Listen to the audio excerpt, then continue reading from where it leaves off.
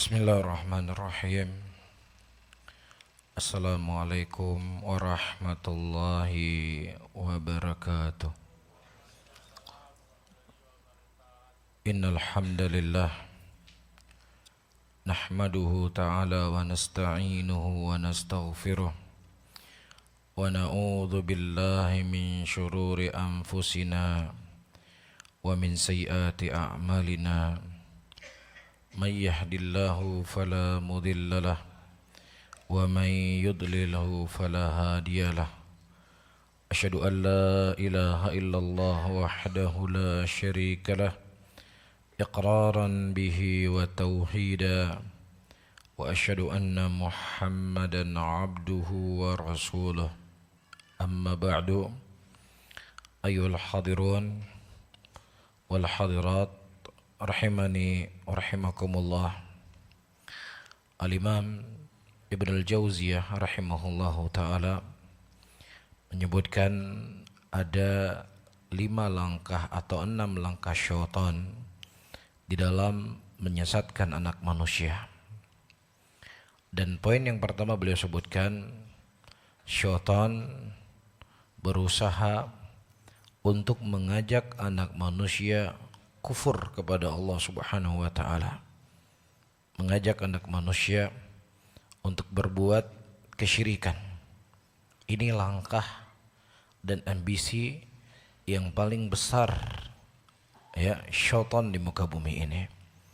Nah, ketika dia tidak mampu untuk menggiringkan anak manusia kepada kekufuran, kesyirikan, maka baru setelahnya dia menggiring anak manusia untuk berbuat perkara-perkara yang baru dalam agama ini. Taib. Nah, dari penjelasan beliau, ayyuhal ikhwah rahimani wa rahimakumullah, iman yang kita punya ternyata ini menjadi kekeran dari musuh-musuh Allah Subhanahu wa ta'ala. Apakah itu syaitan dari kalangan manusia ataukah syaitan dari kalangan jin? Allah Subhanahu wa ta'ala menyebutkan sebuah ayat di dalam Al-Quranul Karim. Wa kadzalika ja'alna likulli nabiyyin aduwan syayatinal insi wal jin yuhi ba'dhum ila ba'din zukhrufal qawli ghurura. Dan sungguh kami telah menjadikan setiap nabi itu musuh, syaitan dari kalangan manusia dan syaitan dari kalangan jin, yang mereka itu saling menginformasikan sebagian mereka kepada sebagian yang lainnya ya kekufuran dan kesesatan tersebut, yang kekufuran itu dihias-hiasi dengan ucapan-ucapan yang indah, ucapan-ucapan yang menipu banyak manusia. Jangankan manusia seperti kita yang banyak berbuat dosa, yang masih banyak berbuat maksiat, abunya atau bapaknya manusia, Nabi Adam alaihissalam, didatangi oleh iblis. Ya Adamu hal adulluka ala syajaratil khuldi wa mulkin la yabla. Wahai Adam, aku tunjukkan kepada engkau sebuah pohon yang abadi dan kerajaan yang kekal yang engkau tidak akan pernah keluar dari tempat ini. Itu surga. Ya, untuk makan buah yang dilarang oleh Allah Subhanahu wa ta'ala. Dan karena ucapan-ucapan yang indah tadi yang dilontarkan oleh iblis kepada Adam alaihissalam, sehingga membuat Nabi Adam alaihissalam lupa kalau Allah Subhanahu wa ta'ala pernah melarang beliau untuk mendekati pohon tersebut. Ya, nah inilah ayyuhal hadirun wal hadirat yang dimuliakan oleh Allah. Kita mesti harus lebih membentengi diri kita ya akan Islam itu sendiri. Kita harus lebih membentengi diri kita dengan tauhid. Kita mesti lebih membentengi diri kita dengan akidah. Kita harus mempelajari Islam dari asasnya. Karena ketika kita mengetahui Islam hanya dari kulitnya saja, mengetahui Islam dari cuman covernya saja, maka ini tidak akan bisa memberikan keselamatan untuk kita dari sekian banyak musuh-musuh yang kita punya. Ya. Bahkan kalau kita melihat ya, di dalam ibadah salat yang Allah perintahkan kepada kita. Kenapa Allah Subhanahu wa taala melalui lisan Rasulnya memerintahkan kepada kita setelah kita bertakbir, ya, membaca doa iftitah, kita juga diperintahkan untuk berta'awudz.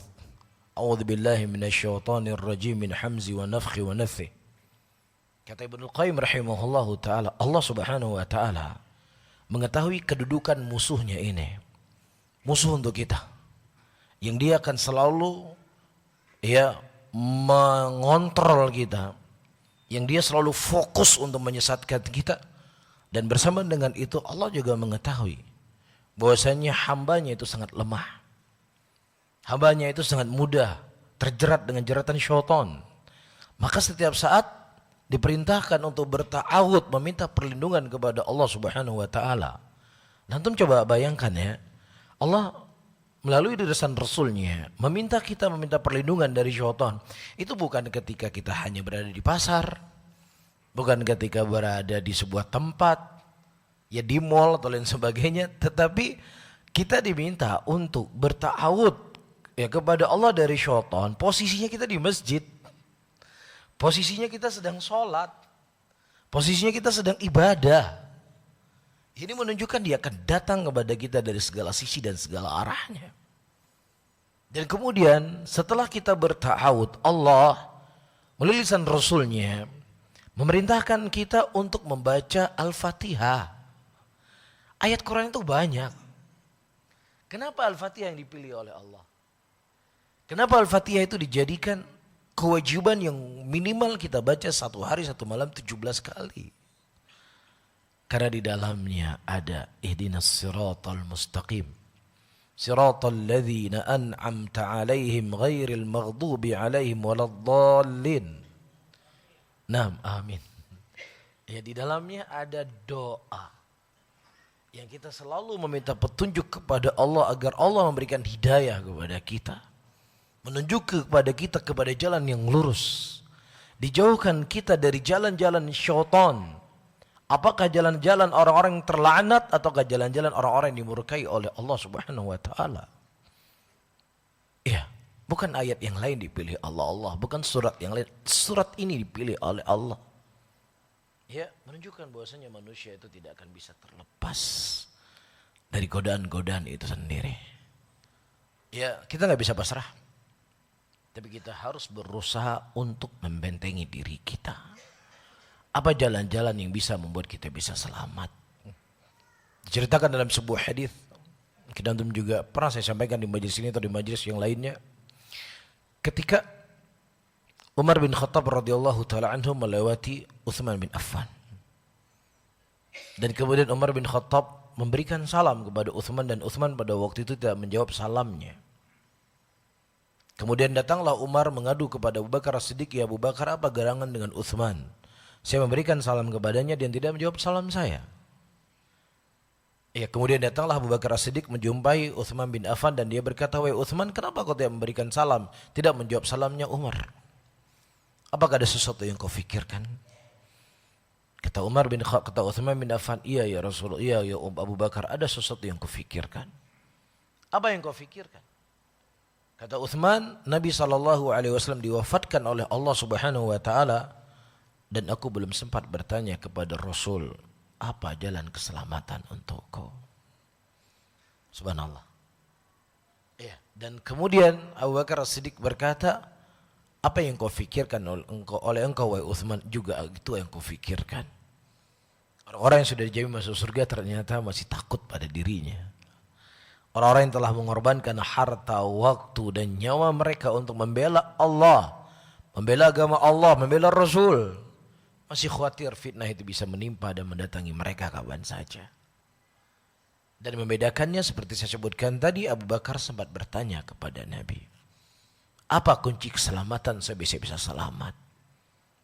Dan pada waktu itu kata Abu Bakar As-Siddiq, Rasulullah SAW mengkhabarkan, "Man qabila minni kalimatan."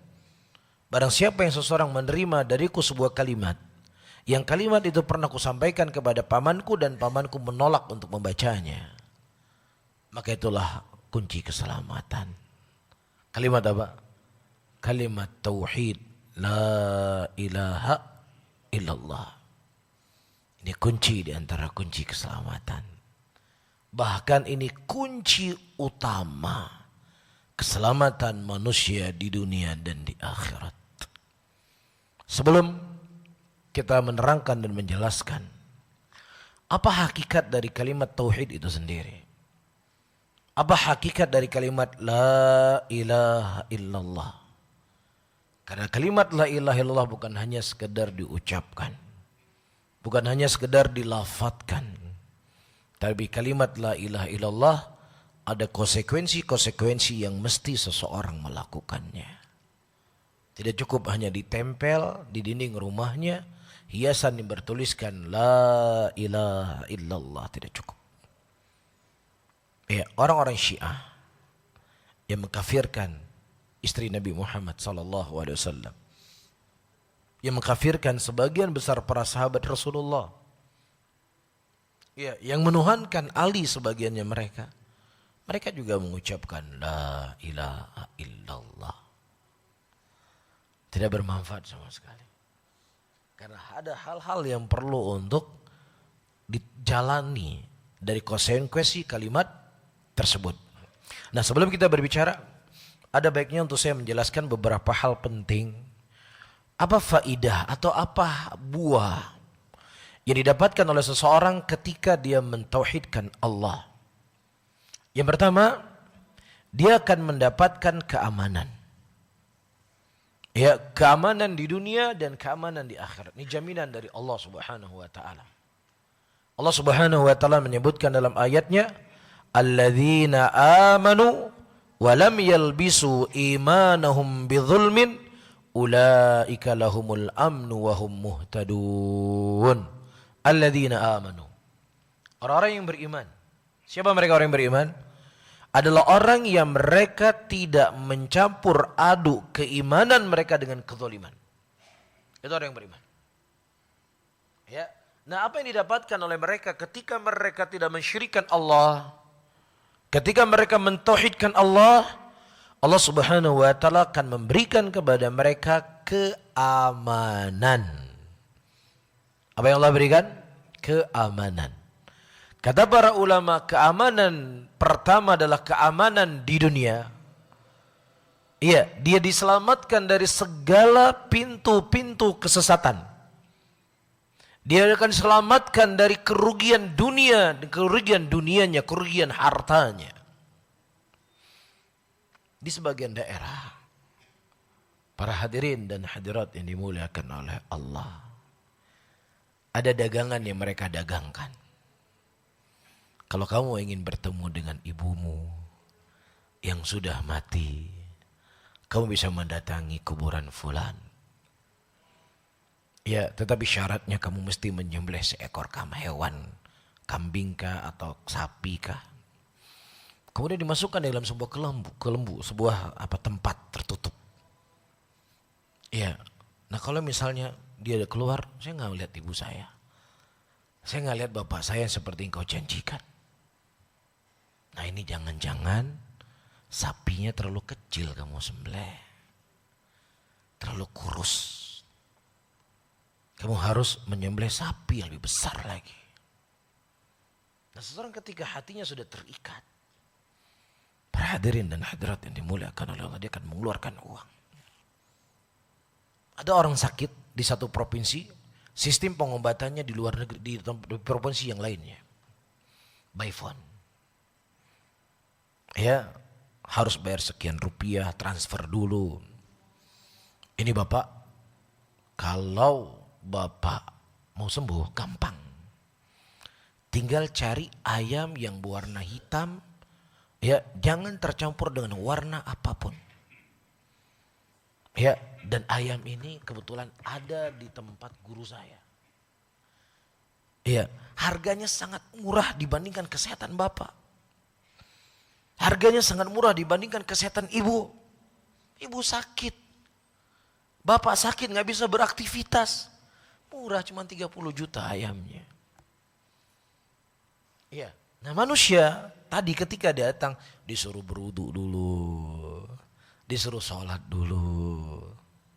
Disuruh dulu berzikir. Disuruh dulu baca Quran. Untuk mengambil hatinya. Supaya dia bergantung dengan orang tersebut. Saya nggak pernah disuruh berwudu. Saya nggak pernah disuruh sholat sekarang. Disuruh sholat jaga sholat duha. Disuruh sholat jaga sholat malam. Ujung-ujungnya ada ayam yang mesti disembelih. Yang kemudian ayam itu berwarna hitam dengan harga 30 juta rupiah yang kemudian disembelih di kuburan fulan dan alan. Dan praktek itu sangat banyak para hadirin dan hadirat. Mungkin antum tinggal di Jakarta atau sesuatu yang jarang antum dengar. Tapi ini hakikat terjadi. Beberapa hari ini manusia diviralkan ada sebuah goa yang goanya bisa tembus sampai ke Mekah. Dan airnya itu air zam-zam yang datang di goa tersebut. Apakah dipercaya oleh manusia? Dipercaya. Dipercaya. Karena manusia itu sangat mudah tertipu dengan hal-hal yang seperti ini ketika kapan? Ketika dia tidak punya tauhid. Ketika dia nggak punya akidah yang benar. Ya, orang yang mengaku punya sekian ribu kitab.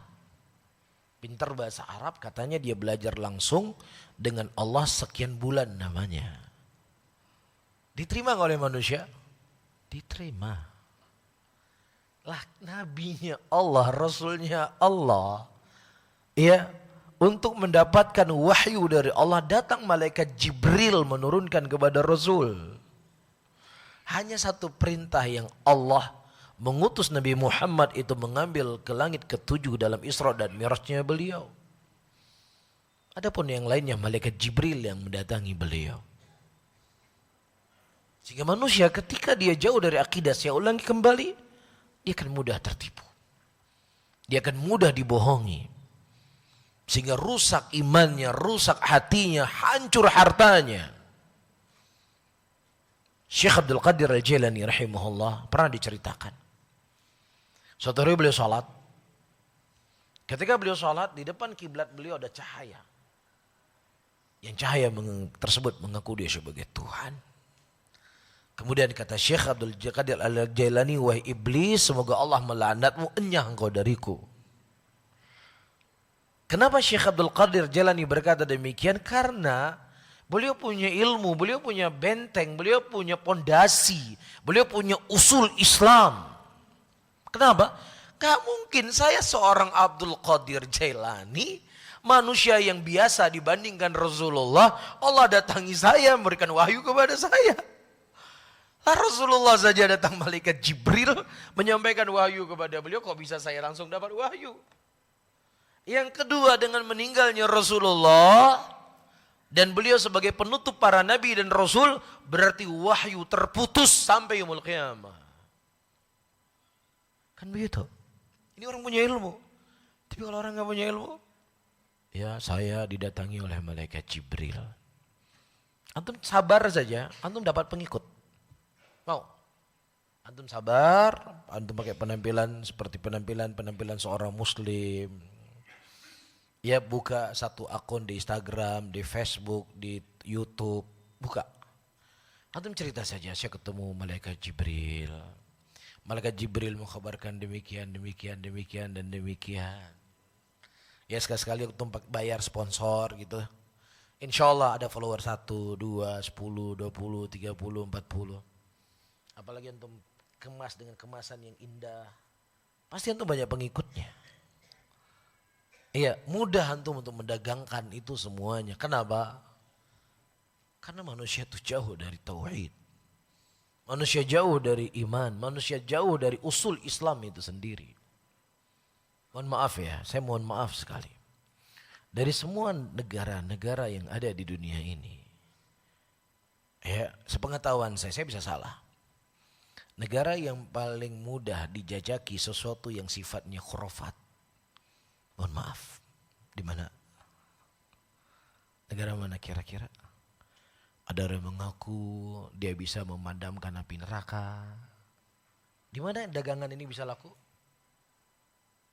Setahu saya Malaysia, orang-orang Malaysia, walaupun akidah negara mereka Asy'ari, itu akidah negara.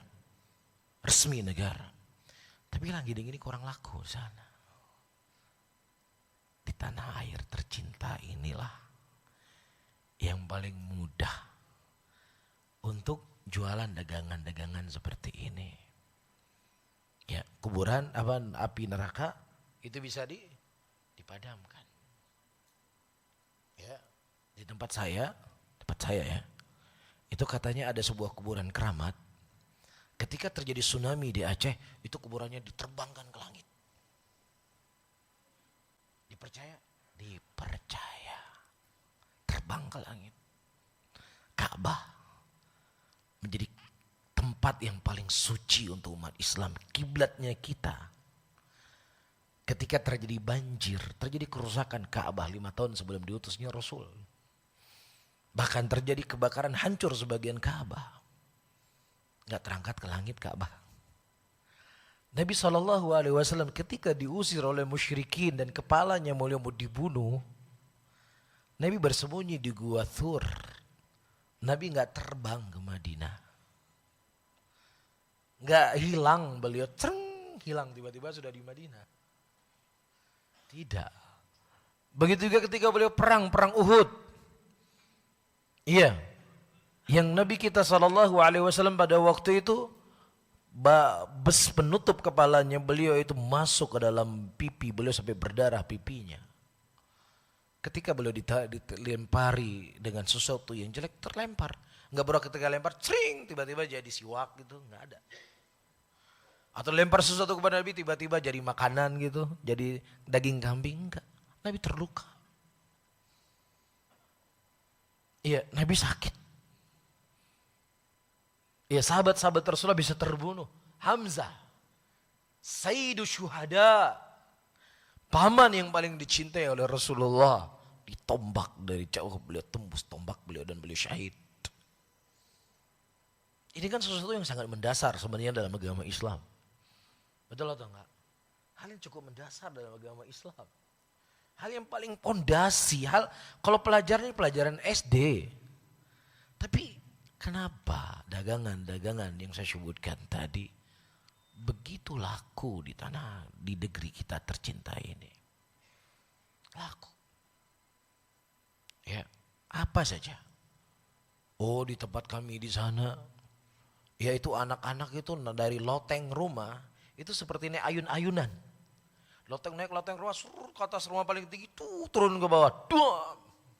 Ya, mereka cuma manggil nama fulan, wali fulan. Itu ketawa-ketawa mereka.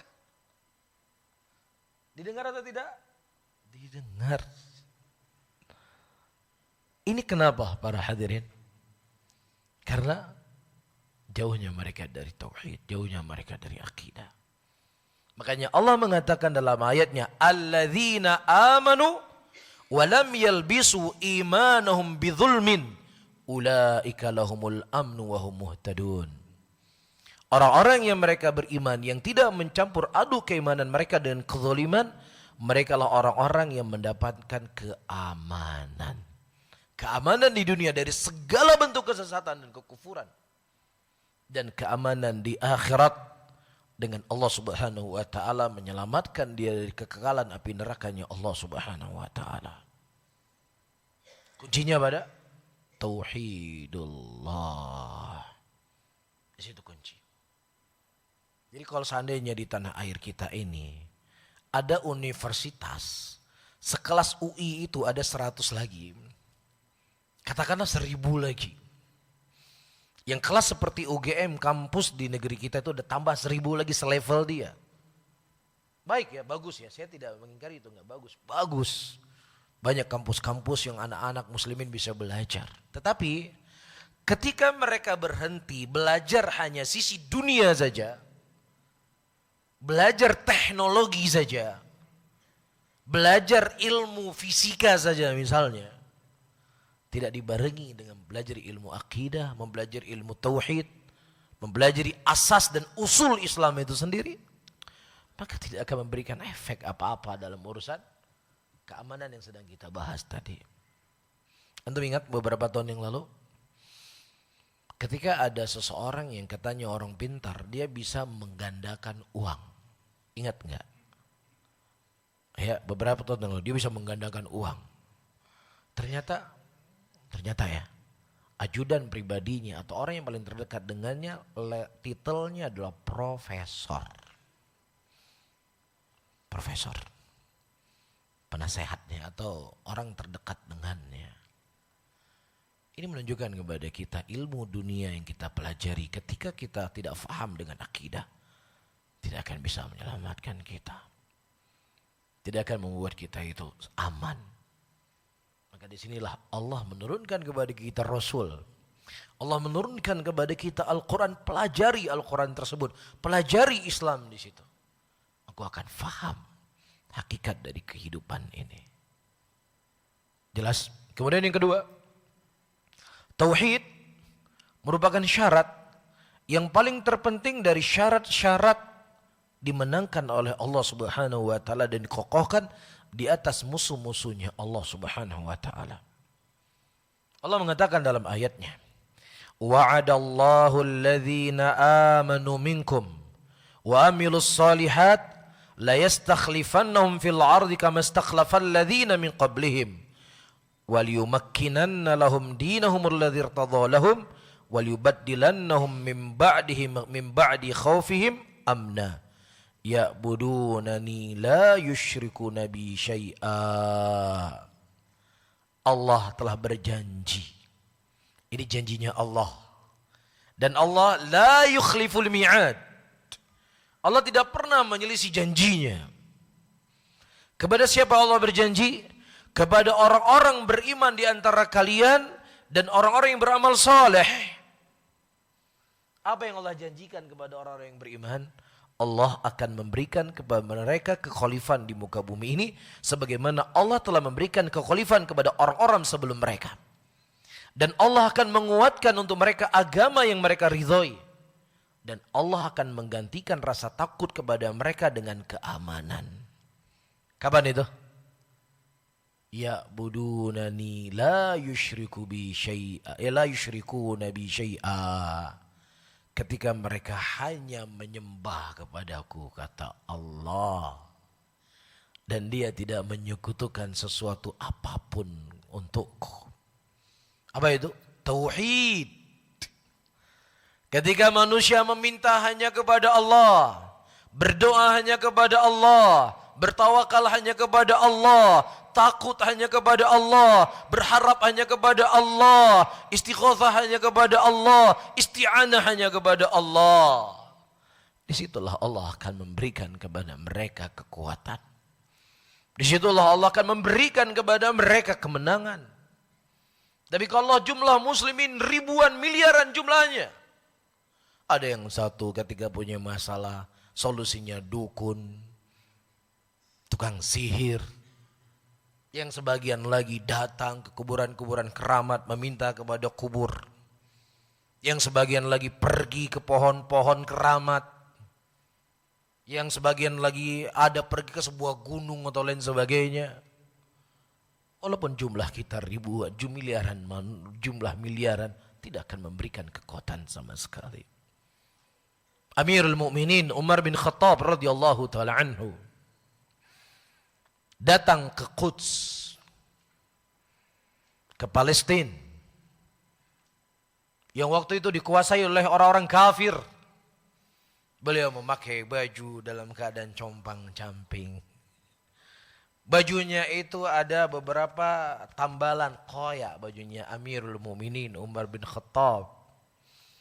Beliau mengendarai keledainya, beliau tidak mengendarai kuda.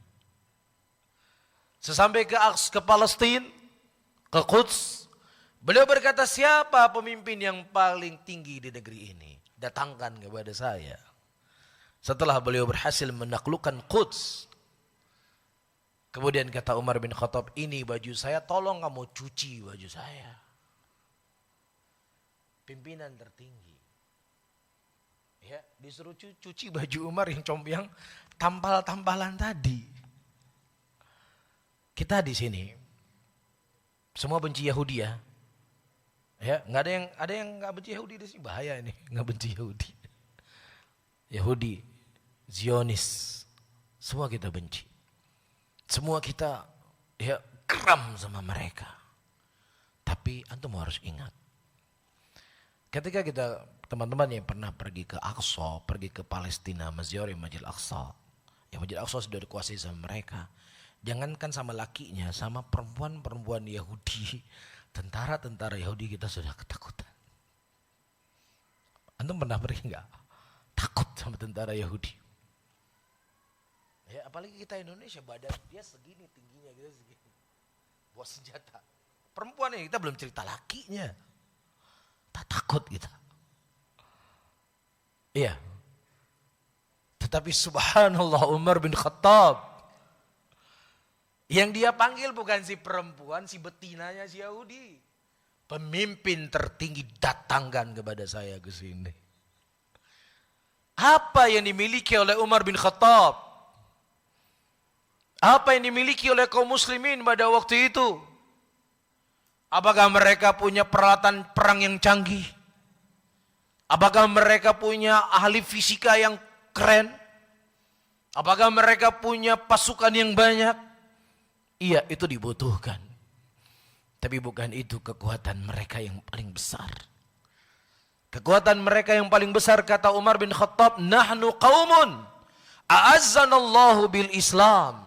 Kami adalah kaum yang Allah muliakan kami dengan Islam.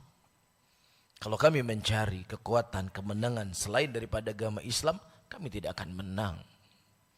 Islam yang dimiliki oleh Umar bin Khattab. Tauhid yang dipegang oleh Umar bin Khattab.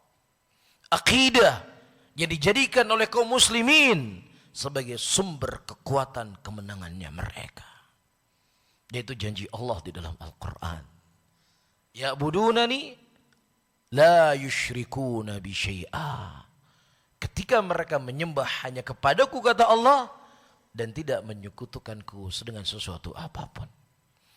Makanya setiap pemimpin-pemimpin muslimin, ketika mereka mendatangi pasukan, mendatangi negeri-negeri kafir yang berhasil ditaklukkan, mereka berkata, kami memerdekakan kalian dari peribadatan kepada selain Allah, ya, kepada peribadatan hanya kepada Allah tabaraka wa ta'ala.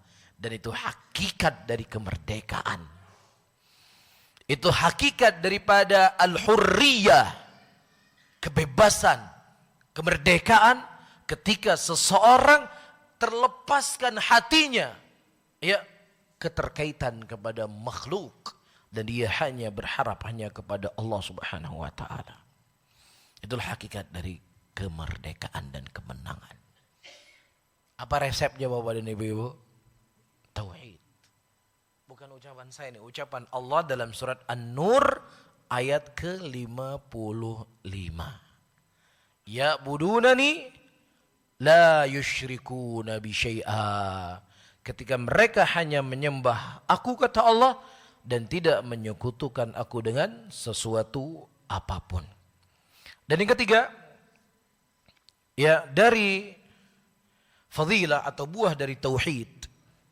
Tauhid ini merupakan awal dari syarat diterimanya sebuah amalan.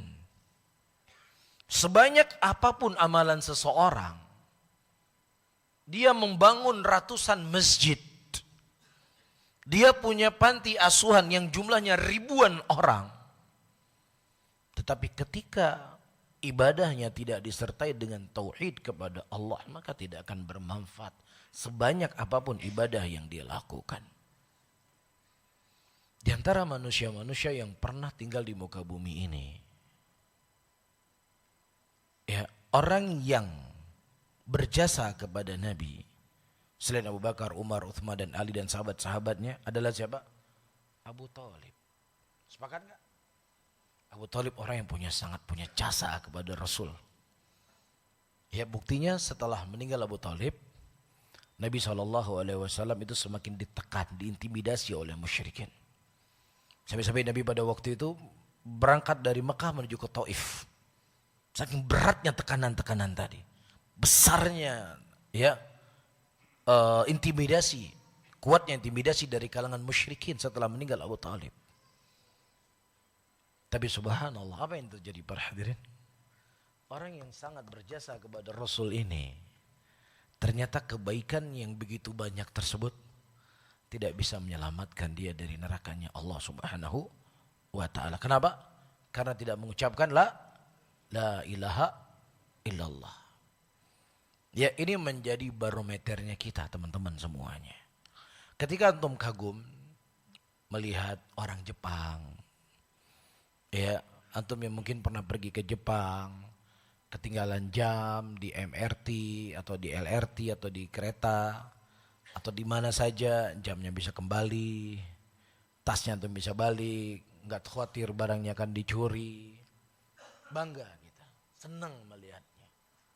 Tapi perlu diingat, ya, ada saudara kita kadang suka mencuri, suka mendolimi kita.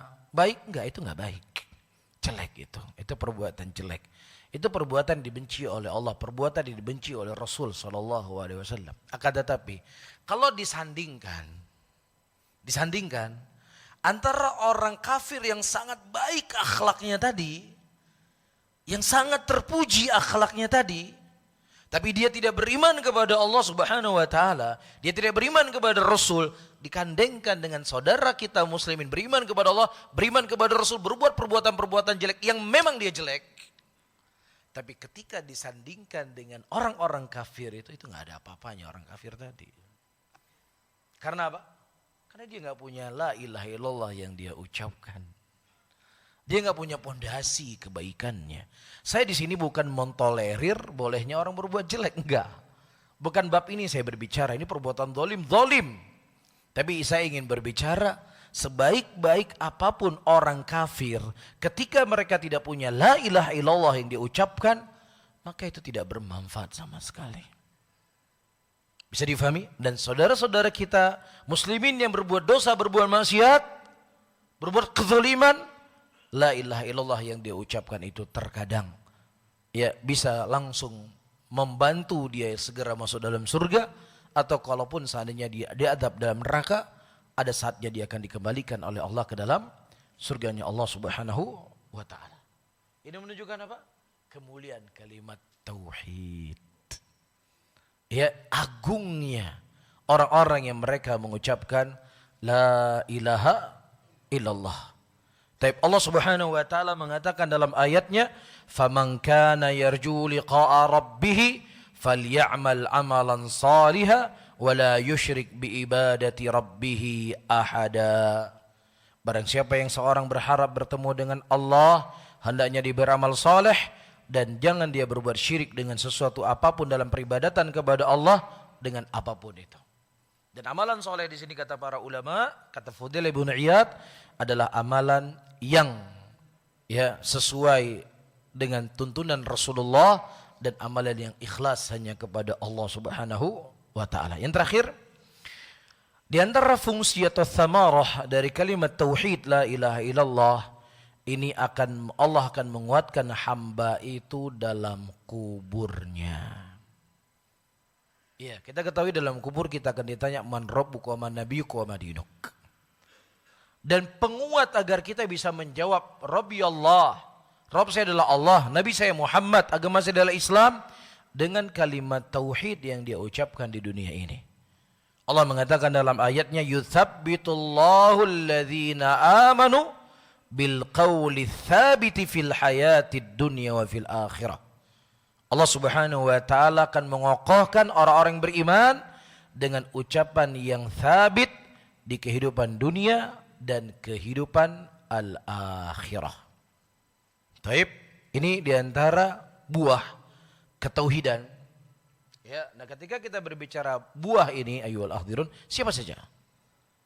Siapa saja yang mereka mengucapkan la ilaha illallah Muhammad Rasulullah, dan kemudian dia melaksanakan konsekuensi-konsekuensi dari dua kalimat tersebut, walaupun tidak pernah ikut pengajian di masjid ini, tetap dia ahli tauhid.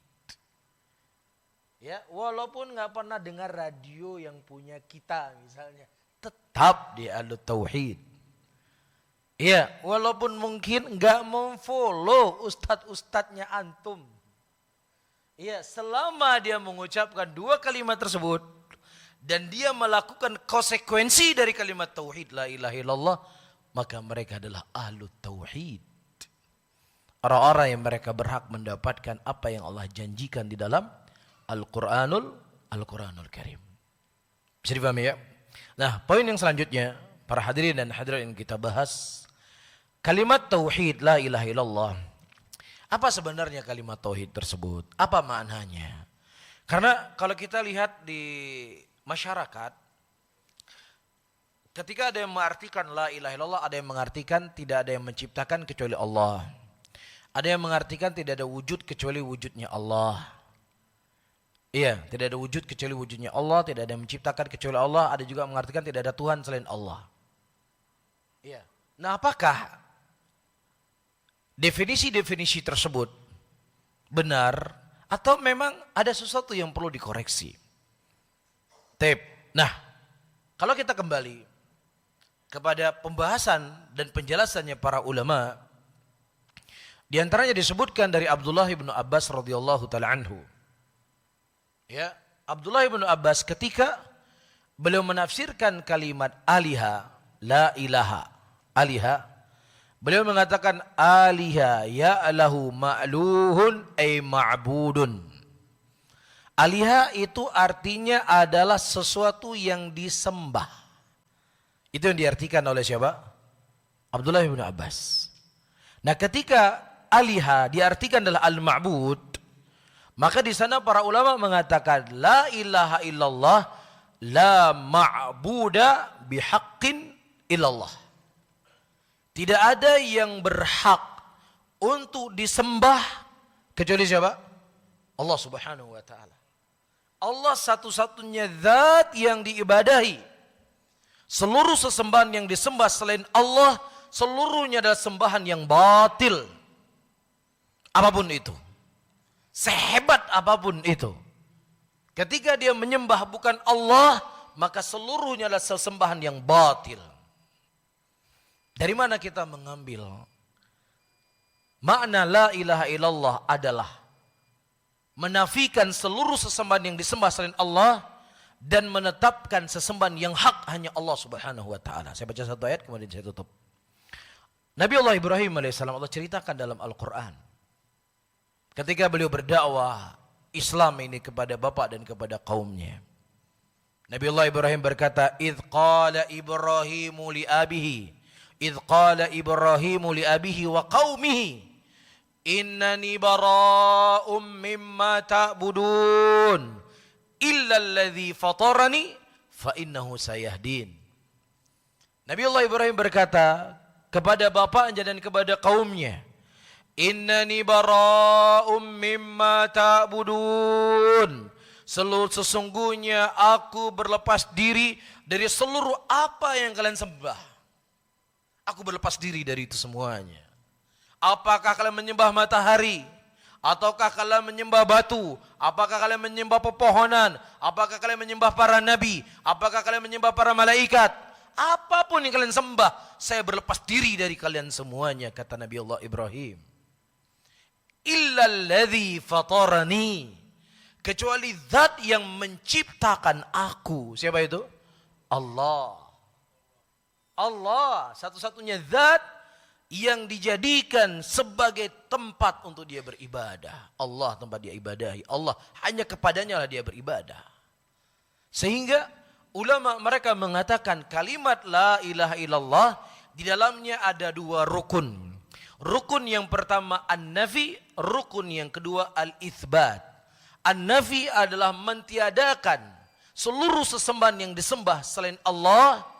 Al-itsbat menetapkan sesembahan hak adalah siapa? Allah Subhanahu wa taala. Maka siapa saja yang mereka mengambil satu penggalan, tidak ada sesembahan, maka mereka ateis. Karena tidak meyakini ada sesembahan, ateis. Atau dia hanya menetapkan Allah adalah sesuatu yang kita sembah. Ketika Anda menetapkan Allah yang kau sembah, Anda juga harus menafikan seluruh yang lainnya yang disembah selain Allah. Anda harus menafikan itu semuanya. Baru Anda sah dikatakan sebagai seorang muslim yang mengucapkan kalimat La ilaha illallah dengan nafi wal itsbat. Bisa dipahami ya? Wallahu alam bisawab. Mungkin ini yang bisa saya sampaikan. Insyaallah nanti kita lanjut setelah salat Isya. Baik, saya tutup. Subhanallah wa bihamdika asyhadu an la ilaha illa anta astaghfiruka wa atubu ilaih. Wassalamualaikum warahmatullahi wabarakatuh.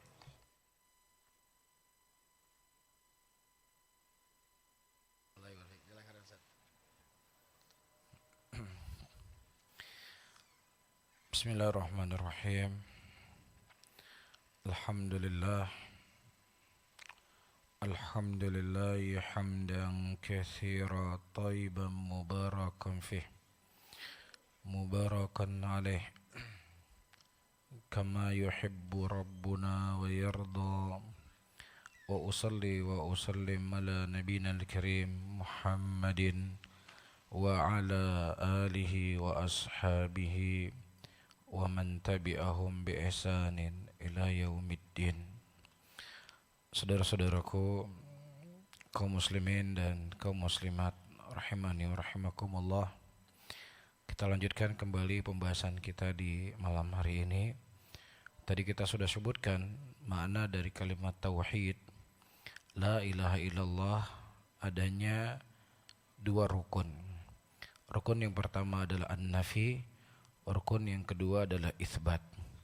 Ketika seseorang hanya menafikan dan tidak menetapkan adanya Rabb yang disembah, maka mereka adalah orang ateis, kufur. Ya, namun ketika dia hanya menetapkan adanya Allah yang disembah, tetapi dia tidak menafikan sesembahan yang disembah selain Allah Subhanahu wa taala, maka mereka tidak dikatakan sebagai seorang muslim. Bahkan mereka disebut sebagai musyrik.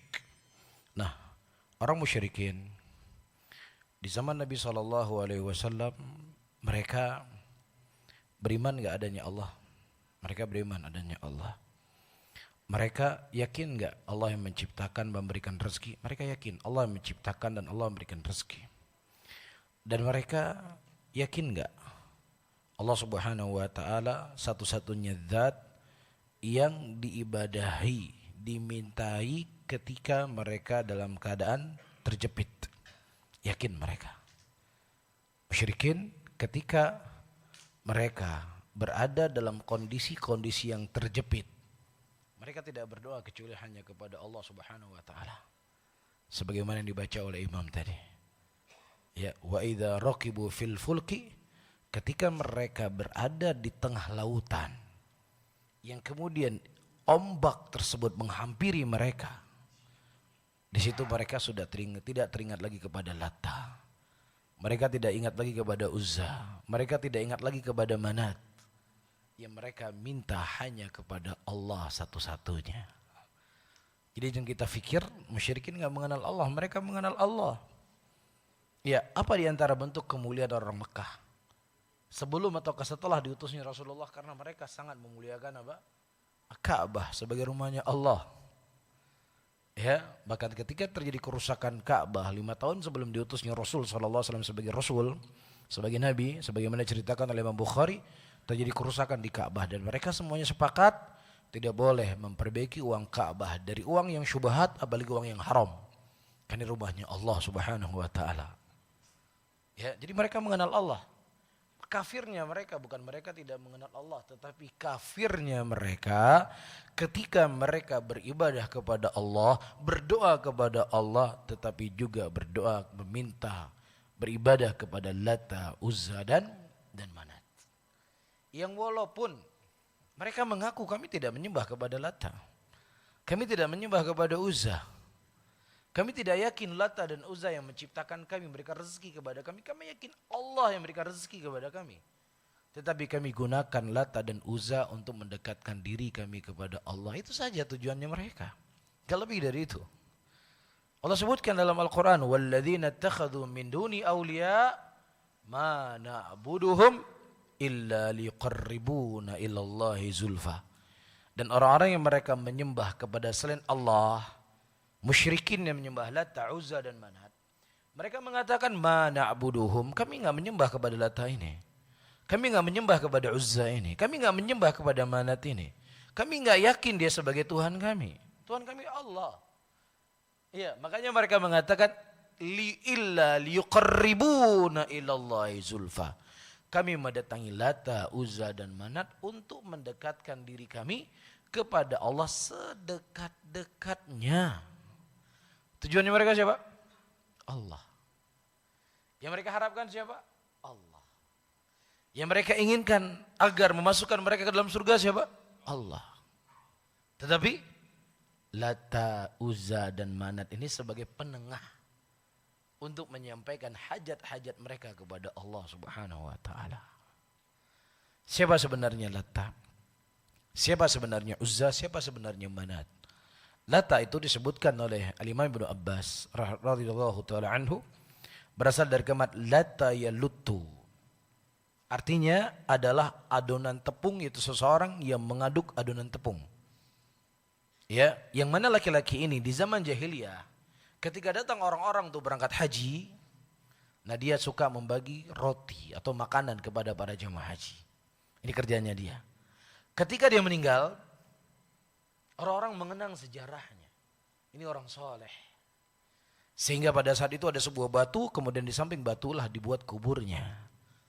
Kemudian disitulah mereka memulai untuk mengambil miqat hajinya mereka. Disitulah mereka datang meminta doa agar doa mereka dikabulkan melalui orang tersebut yang mereka tujuannya adalah untuk Allah. Jelas? Jadi mereka bukan menyembah batu-batu, enggak.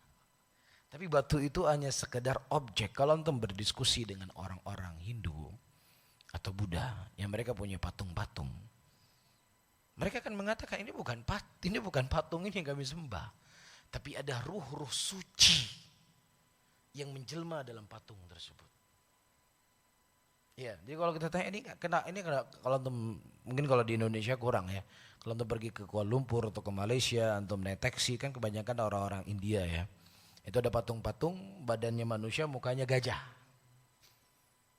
Apa fungsinya kalian taruh patung ini? Fungsinya kami adalah mengingat orang-orang soleh, orang-orang punya jasa besar. Jadi kalau kalian melihat patung ini kami takut berbuat dosa. Kami takut berbuat curang. Jadi ada jelmaan orang soleh yang mereka yakini.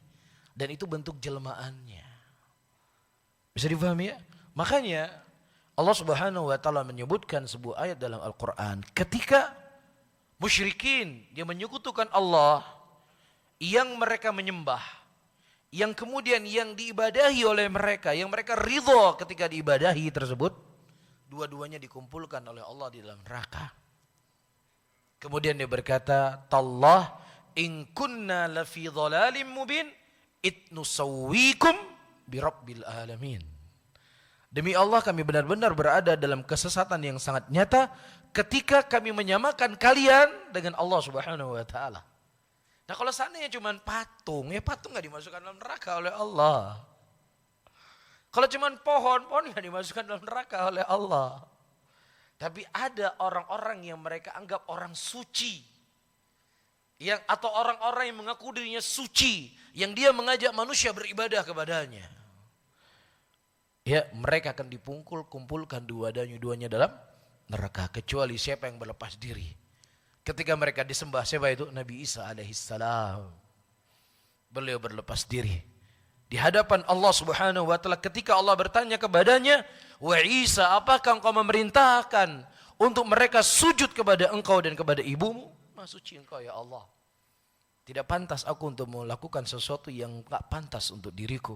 Engkau mengetahui apa yang ada di sisiku dan aku tidak mengetahui apa yang ada di sisimu. Nabi Isa berlepas diri kelak di yaumul qiyamah. Adapun orang-orang hari ini yang mereka mengajak manusia untuk menyembahnya. Dia tidak mengatakan saya Tuhan kamu sembahlah saya, bukan.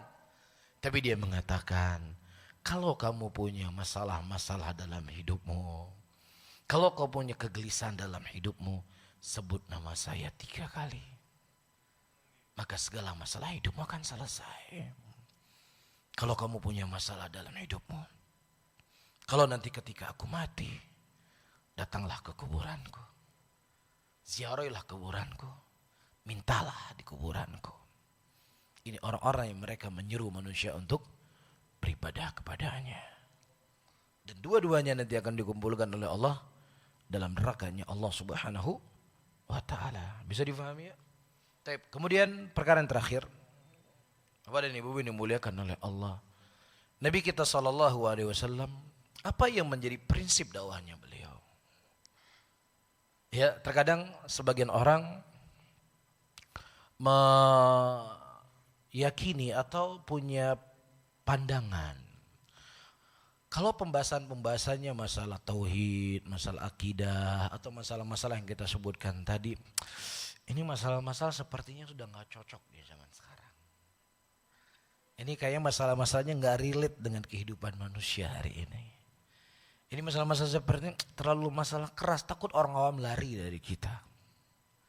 Ini masalah-masalah seperti ini takut hati kita keras, naudzubillah. Ya, atau Ustadz kalau bahas tauhid nanti takut nggak ada jamaah yang hadir. Atau jamaah mengantuk ketika membahas tauhid, naudzubillah. Kalau orang ini mengaku dia seorang pengikut sunnah, wallahi hadza rajul jahil bisunnah. Kalau dia mengaku dirinya sebagai seorang pengikut salaf, wallahi wa tallahi wa billahi hadza rajul jahil.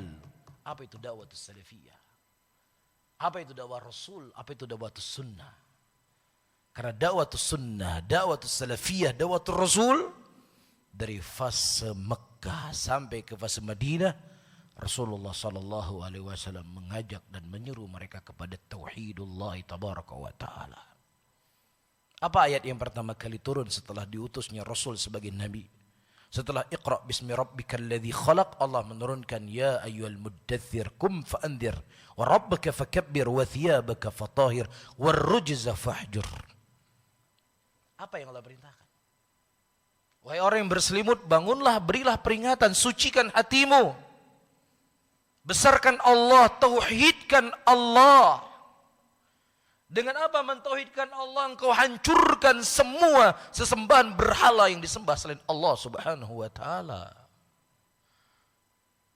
Mereka awam, iya mereka awam yang harus diajarkan tauhid. Awam justru yang diajarkan akidah. Supaya sholatnya benar, supaya puasanya benar, supaya akhlaknya benar diikat dengan tauhid. Dan ternyata ketika Rasulullah berhijrah ke kota Madinah, Nabi tidak berhenti untuk mengajarkan mereka kepada tauhid. Tauhid, tauhid, tauhid, tauhid. Itu terus yang ditanamkan oleh Rasulullah. Ketika Abu Hurairah radhiyallahu taala anhu membawa beberapa pemuda menjumpai Rasulullah sallallahu alaihi wasallam yang mereka sudah masuk Islam di negeri mereka. Iya, dan juga ada seorang pemuda yang berasal dari negeri Yaman bernama Tufail ibn Amr ad-Dawsi, dan dia menjadi sebab masuk Islamnya Abu Hurairah. Tufail awalnya dia tidak ada keinginan untuk masuk Islam. Singkat cerita dia masuk Islam.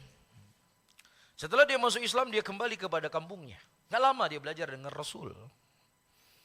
Setelah dia belajar beberapa lama bersama Rasul, dia kembali ke negerinya. Diajak ibunya masuk Islam, diajak bapaknya masuk Islam. Keduanya masuk Islam. Dan setelahnya dia mengajak istrinya masuk Islam, dan istrinya juga masuk Islam. Setelah istrinya masuk Islam, dia berkata, wah istriku, pergilah engkau mandi di Dhi Syarra. Dhi Syarra ini tempat keramat. Di situ ada batu dan ada sungai yang sudah menjadi leluhur dan keyakinan mereka, pantang untuk mereka mandi di situ. Kalau mandi di situ bisa kualat. Itu keyakinan mereka turun temurun. Itu warisan dari nenek moyang mereka, nggak bisa hilang. Iya. Justru Tufail ibn Amr yang baru belajar bersama Rasul, beberapa saat ini yang beliau perintahkan kepada istrinya. Ketika istrinya berkata, wahai suamiku, tidak takut engkau di syarra ini akan memberikan mudarat kepada saya? Kata Tufail ibn Amr, idhabi wa ghtasili wa ana dhaminun laki. Pergi engkau mandi ke sana, saya sebagai penjamin untuk dirimu. Dia cuma sekedar batu yang tuli, yang buta, yang tidak bisa memberikan manfaat kepadamu dan juga tidak bisa menghilangkan mudarat. Kalau seandainya Rasulullah dakwahnya kepada orang-orang baru masuk Islam, jangan bahas-bahas tauhid, jangan bahas-bahas akidah, nanti orang lari, nggak tertarik dengan dakwah kita. Diajarkan akhlak yang baik, jadi istri yang baik ya, jadi suami yang baik ya, jadi tetangga yang baik ya. Jaga lisan ya, jangan suka gibah ya. Dia pulang ke negeri Yaman gak faham dia dengan hal seperti itu. Dia gak mungkin mengingkari perkara-perkara syirik tersebut. Tapi Nabi Muhammad sallallahu alaihi wasallam, dakwah yang beliau bangun pertama dan terakhir tauhid kepada Allah Subhanahu wa taala, ditanamkan akidah. Baru belajar bersama Rasul beberapa saat dia faham pokok-pokok Islam. Masalah-masalah yang saya sebutkan tadi itu adalah sampingan menjadi istri yang baik, suami yang baik. Iya, buat acara keluarga, gimana membina keluarga itu sampingan. Bukan pokok dakwah salafiyah di situ. Pokok dakwah salafiyah tauhid dan akidah. Manhajus salafiyah. Manhaj yang suci yang diambil dari Al-Quran dan Sunnah, itulah yang mengokohkan hati umat Islam di atas keislamannya. Adapun yang lain-lainnya itu sambilan. Sambil jalan. Bukan menjadi hal yang pokok. Bukan menjadi hal yang utama, sambil jalan. Lempar sedikit, lempar sedikit, lempar sedikit. Tapi inti daripada dakwah adalah bab seperti ini. Dan itu dakwahnya Rasul. Dan datangkan dalil dan bukti kalau bukan ini dakwahnya Rasul. Bukan ini dakwahnya para nabi. Bahkan Nabi Yakub alaihissalam yang beliau mendidik anaknya di atas Islam, di atas tauhid, di atas akidah. Sebelum beliau meninggal, yang beliau tanya, wahai anak-anakku, siapa yang kalian sembah setelah aku meninggal nanti? Itu yang dia tanyakan kepada anaknya yang Allah ceritakan dalam Al-Quran. Ya, ini dakwah sunnah. Ini dakwah Rasul sallallahu alaihi wasallam. Tauhid, tauhid dan tauhid siang dan malam. Kalau antum tinggal di Arab Saudi ya, di musim-musim tertentu, liburan di kota Madinah itu datang masyayikh dari Riyadh.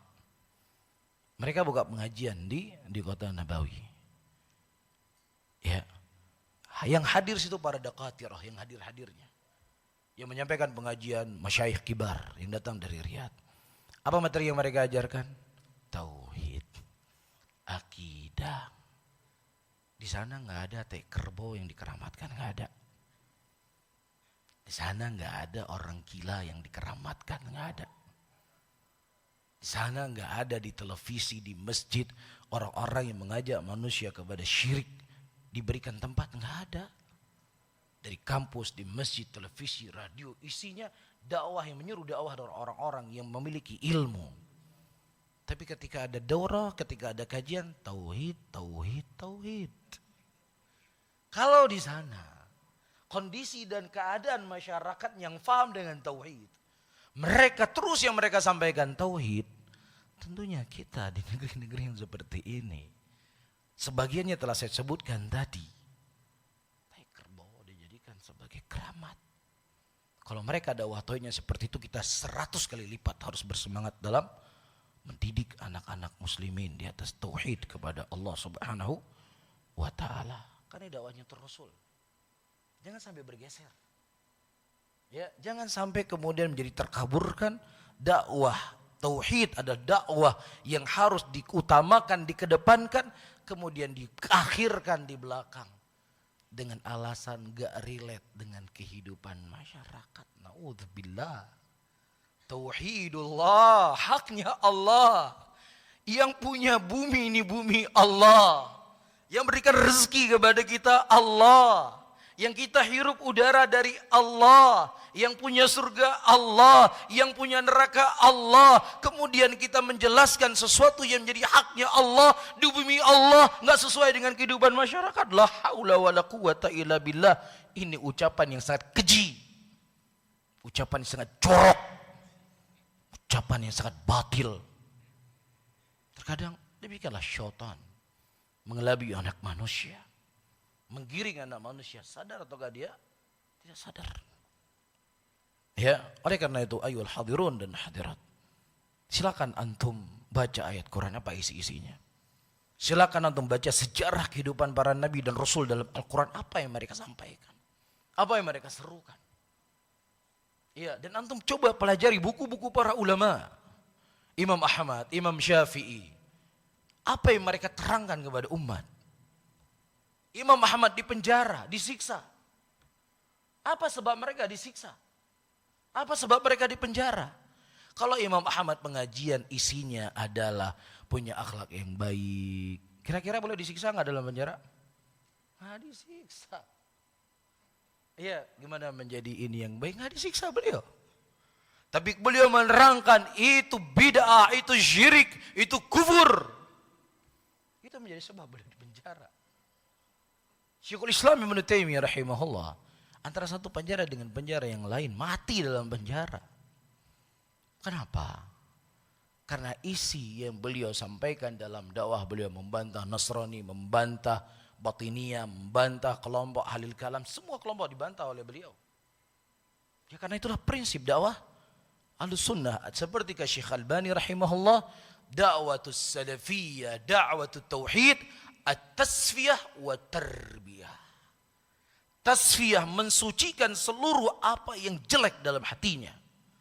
Perkara-perkara kufur, perkara-perkara syirik, perkara-perkara khurafat, perkara-perkara bidah. Dibersihkan semuanya. Kemudian baru diisi dengan tarbiyah. Ini sunnah, ini tauhid, ini akhlak yang baik. Ini prinsip dakwah. Dan itu disimpulkan oleh para ulama dari ayat-ayat Quran, hadis-hadis Rasulullah SAW tentang dakwah yang mulia ini. Tasfiyah wa tarbiyah. Ya, mensucikan seluruh apa yang jelek. Makanya kata Allah, "Wa may yakfur bitaghut wa yu'min billahi faqad istamsaka bil urwatil wuthqa." Bukan hanya sekedar beriman kepada Allah, tapi juga mengkufuri seluruh ya bentuk kekufuran. Disitulah dia telah memegang kalimat yang kuat, kalimat tauhid, la ilaha illallah. Kita berdoa memohon kepada Allah Subhanahu wa taala agar Allah selalu memberikan taufik dan hidayahnya kepada kita untuk berjalan di atas jalannya Nabi Muhammad sallallahu alaihi wasallam, di atas jalan para imatus salaf, berjalan di atas tauhid, berjalan di atas akidah yang sahihah sampai kita bertemu dengan Allah tabaraka wa taala. Wallahu taala a'lamu bishawab. Mungkin ada sesuatu yang mau disampaikan atau ditanyakan terkait masalah yang sedang kita bahas atau masalah yang lainnya, tentunya sebatas kemampuan yang saya ketahui dan saya tidak diberi oleh Allah apa yang saya ketahui. Baik, silakan Bapak. Waalaikumsalam warahmatullahi wabarakatuh. Ya. Ya. Ya. Ya. Siapa bukan Nabi? Oh, Luqman. Taib. Ya. Ya. Taib. Ayul hadirun wal hadirat. Al-Quran. Ya, di dalamnya ada kisah-kisah. Kisah yang diceritakan kisah para nabi dan rasul. Kisah orang-orang yang menentang para nabi dan rasul, Fir'aun, ya, dan seterusnya. Dan juga di antara kisah yang Allah ceritakan dalam Al-Quran adalah kisah ya orang-orang saleh terdahulu. Di antara wali-wali Allah Subhanahu wa taala. Di antaranya wali Allah yang Allah ceritakan dalam Al-Quran yang mereka bukan nabi dan rasul adalah siapa? Luqmanul Hakim. Ya, Luqmanul Hakim, dia bukan seorang nabi dan bukan seorang rasul, tapi Allah Subhanahu wa taala ceritakan di dalam Al-Qur'an tentang kehidupan hamba Allah yang satu ini. Baik, jadi tidak semua di dalam Al-Qur'an orang-orang yang Allah ceritakan itu apa? Para nabi dan rasul, tapi juga ada orang-orang saleh. Bahkan ada seorang sahabat Nabi yang Allah Subhanahu wa taala turunkan ayat yang Allah sebutkan namanya. Zaid. Disebutkan oleh Allah dalam Al-Qur'an nama Zaid. Adapun nama-nama orang-orang yang diutus oleh Allah atau yang diturunkan oleh Allah dan Allah tidak sebut namanya. Misalnya siapa? Misalnya Thauban radhiyallahu taala anhu. Sahabatnya Rasulullah sallallahu alaihi wasallam yang dia kesedih ketika berpisah dengan Rasulullah beberapa saat dan kemudian ketika Rasulullah kembali ke rumahnya dan dia berkata, "Kenapa engkau bersedih wahai Thauban?" Dia berkata, "Aku rindu sekali dengan engkau ya Rasulullah. Aku khawatir kalau seandainya nanti engkau meninggal dan kemudian aku meninggal, engkau pasti akan berada dalam surga, dan kalau seandainya aku dimasukkan oleh Allah ke dalam surga, aku berada di tempat yang paling rendah, dan bagaimana lagi kalau seandainya aku masuk dalam neraka, aku tidak pernah lagi melihat engkau ya Rasulullah. Sekarang saja berpisah denganmu berat sekali buat saya." Kemudian Allah turunkan ayat, Sesungguhnya para nabi, para siddiqin, para syuhada, para solihin, mereka akan dikumpulkan oleh Allah berteman nanti di dalam surganya Allah. Untuk siapa Allah turunkan? Kepada Thauban radhiyallahu taala anhu. Bisa dipahami ya? Begitu juga ketika Allah mensucikan seorang yang dia dituduh sebagai penzina. Itu siapa? Aisyah radhiyallahu taala. Sampai-sampai Aisyah berkata, aku berpikir Allah Subhanahu wa taala akan mendatangkan mimpi kepada Nabi untuk mensucikan namaku, tapi subhanallah Allah menurunkan ayat yang ayat itu dibaca sampai yaumul qiyamah menyebutkan tentang diriku, kata Aisyah radhiyallahu taala anha. Masya Allah. Barakallahu fikum. Apa Pak?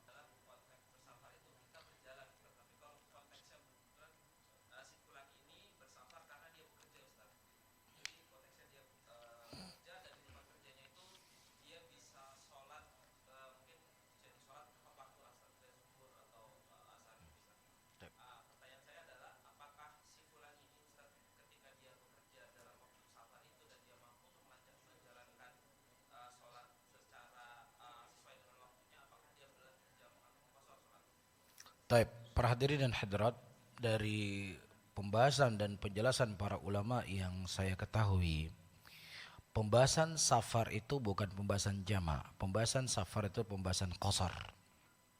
Ya, idza darabtum fil ardi falaysa 'alaikum junahun an taqsuru minas shalah. Ya, apabila kalian melakukan perjalanan safar, maka tidak boleh salah bagi kalian meringkas salat yang 4 rakaat menjadi 2 rakaat. Jadi pembahasannya para ulama, apakah mengqasar dalam salat itu wajib atau tidak wajib? Ya, jadi bukan pembahasannya jama'. Jama' boleh, tidak ada masalah seseorang menjama' dalam salatnya. Tetapi mana yang lebih afdol ketika dia sudah berada di sebuah tempat, dia salat di masjid, kemudian dia mendengar adzan, apakah dia harus ke masjid? Kata Syekh Ibnu Utsaimin, iya, ketika dia mendengar adzan dia harus ke masjid. Iya, karena apa? Karena mereka tidak membahas tentang masalah jama'nya, mereka bahas adalah qasarnya. Nah, ketika kita berada di sebuah masjid, kemudian kita salat bersama imam yang mukim. Salat kita berapa rakaat? 2 rakaat atau 4 rakaat? Tetap 4 rakaat.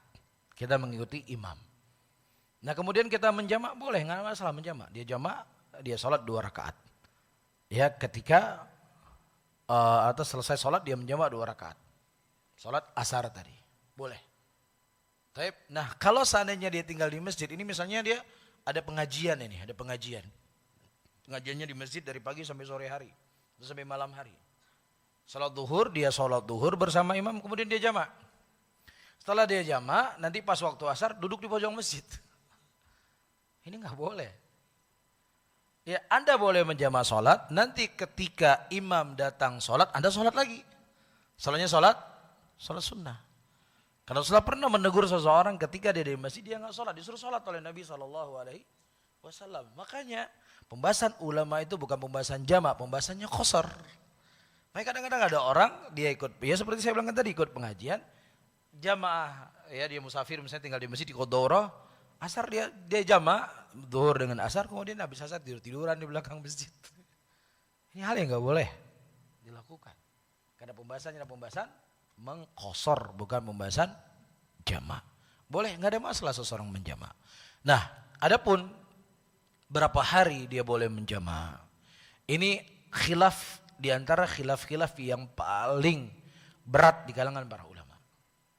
Ada sebagian ulama mengatakan kalau seandainya dia sudah ada hari, berapa hari dia safar 10 hari, hari pertama dia langsung dianggap mukim. Ada sebagian ulama mengatakan kalau seandainya dia masih ragu-ragu mau 5 hari, mau 4 hari atau 7 hari belum jelas, maka hari ketiga, selama 3 hari dia boleh mengqasar, setelah hari ketiga dia harus dianggap sebagai mukim. Ada sebagian para ulama yang lainnya, Syekhul Islam Ibnu Taimiyah rahimahullah berkata, kalau seandainya dia tidak menjadikan negeri itu sebagai negeri tempat dia tinggal, walaupun sekian bulan, dia tetap dikatakan sebagai musafir. Ya, al-muhim, inilah perkara khilaf di kalangan para ulama dan panjang, dan saya sebagai seorang penuntut ilmu tentunya saya nggak punya kekuatan, nggak punya ilmu untuk menguatkan mana siapa di antara pendapat tersebut yang paling kuat. Ya tentunya yang menguatkan juga adalah ulama.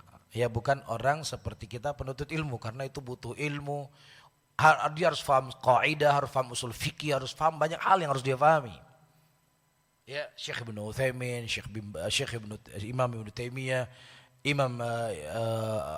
Syekh bin Bas misalnya yang punya ilmu yang sangat kokoh, mungkin mereka punya kemampuan. Di antara semua pendapat ini yang paling rajih.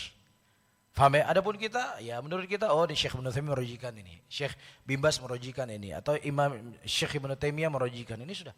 Kita hanya sebatas itu bisa melakukan. Tetapi kita keluar dari koridor merojihkan sesuatu yang dirojikan oleh para ulama, kita nggak punya kemampuan di situ. Ya, karena ilmu agama itu ada orang-orangnya. Ya, posisi kita hanya menyampaikan, bukan mentarjih, karena kita nggak punya kekuatan ilmu. Ya, kalaupun seandainya kita mentarjih, kita katakan pendapat ini dirojihkan oleh Syekh Ibnu Utsaimin. Udah selesai. Bisa difahami ya? Wallahu a'lam bishawab.